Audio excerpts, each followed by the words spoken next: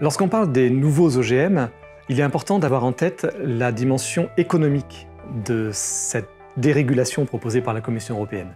Un premier élément, c'est que le but de cette dérégulation est de permettre à terme la brevetabilité des gènes édités, et donc par conséquent de toutes les plantes qui en sont issues, et donc par conséquent de capturer l'ensemble de la chaîne de sélection au profit des multinationales qui ont déposé les brevets. Donc ça, c'est vraiment un vrai danger économique pour toute la filière de sélection artisanale. Il y a un autre danger économique, c'est celui de la filière de l'agriculture biologique, et d'autres filières d'ailleurs qui se veulent sans OGM.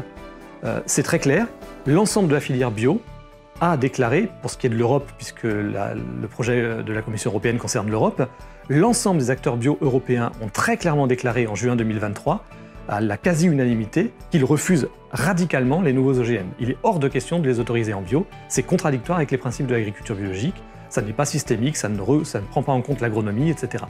Et donc, cette filière bio est mise en danger par le projet de la Commission européenne, puisque s'il n'y a plus de traçabilité, donc d'identification des plantes qui sont issues des nouvelles techniques de sélection, à ce moment-là, les bio cultiveront des OGM sans le savoir. Et ça amène à un troisième élément, ça veut dire que les consommateurs mangeront des OGM sans le savoir. Nous voulons savoir ce que nous mangeons.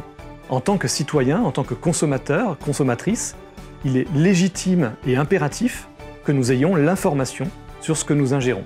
La nouvelle régulation, ou plutôt dérégulation prévue par l'Union européenne, effacerait ce droit.